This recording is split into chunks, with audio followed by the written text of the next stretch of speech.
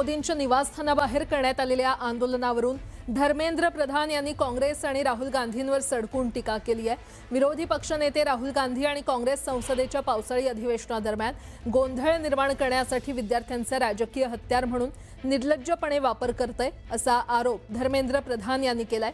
तसंच काँग्रेस नेत्यांनी पंतप्रधानांच्या निवासाबाहेर धरणे आंदोलन करण्याचा मार्ग निवडला, ज्यामुळे सर्वसामान्यांना त्रास झाला आणि सुरक्षा नियमांचं उल्लंघन झालं असल्याची टीकाही त्यांनी केली आहे। तसंच सरकारनं सर्वसमावेशक चर्चेची पूर्ण तयारी दर्शवून देखील काँग्रेसनं लोकशाही चर्चेपेक्षा राजकीय नाटकाला प्राधान्य दिल्याचा हल्लाबोल देखील त्यांनी केला। दरम्यान विद्यार्थ्यांच्या प्रश्नावर तोडगा काढणं हा त्यांचा हेतू कधीच नव्हता, तर राजकीय चर्चेत राहणं आणि गोंधळ घालणं हाच त्यांचा उद्देश होता, असा हल्लाबोल देखील धर्मेंद्र प्रधान यांनी केलाय।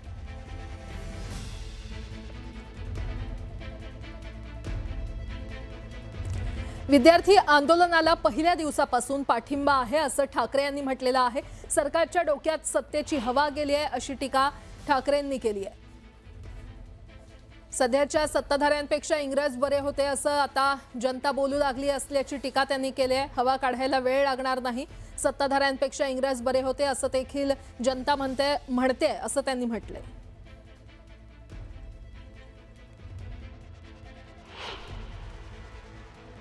अगर कोई भी आंदोलन करता है तो सरकार का कर्तव्य बनता है कि उनके साथ जाकर बात करे, उनकी वो क्या कहना चाहते हैं। अगर उनकी कुछ गलतफहमी होगी तो गलतफहमी दूर करना सरकार का कर्तव्य होता है, और इस सरकार ने वो नहीं किया।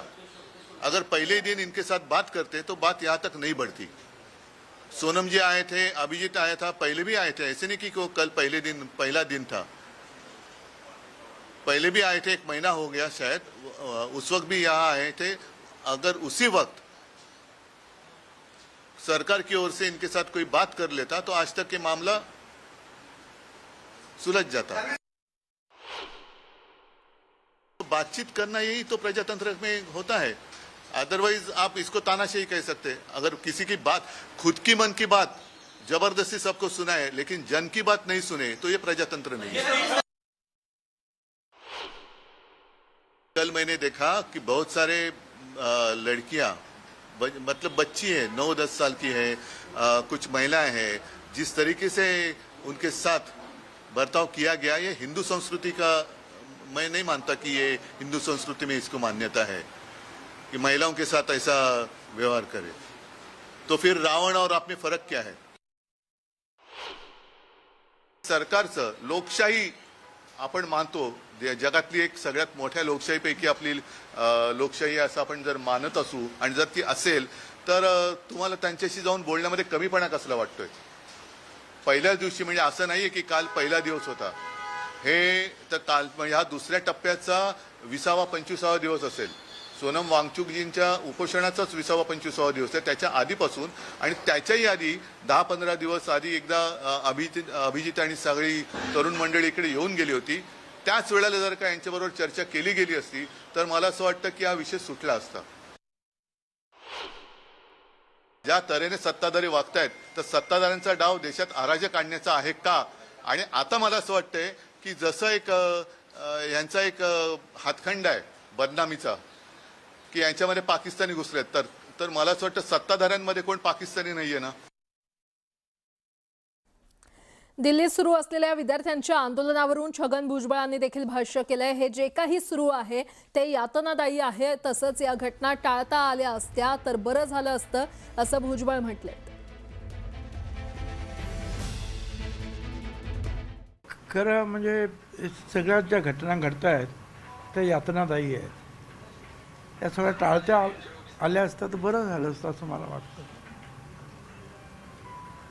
विद्यार्थ्यांची काही मागणी आहे, परंतु आपण म्हणालात की लाठीचार्ज झाला, परंतु ज्या वेळेला अशा हजारो लोक मोर्चामध्ये असतात तेव्हा काही उत्साही लोक असतात की ते पोलिसांचं कडं तोडून पुढे जायला मागतात, आणि मग पोलिसांना त्यांना थांबवण्यासाठी जे आहे काही वेळेला केन चार्ज करावा लागतो। पण ते करताना सुद्धा मला असं वाटतं थोडंसं संयम असण्याची गरज आहे। विरोधी पक्षाचं ते कामच आहे, एखादी संधी मिळाली सरकारच्या विरुद्ध तर ते वाढवणं, सरकारच्या विरुद्ध लोकमत निर्माण करणं हे विरोधी पक्षांचं काम आहे, ते त्यांचं काम करणारच ना.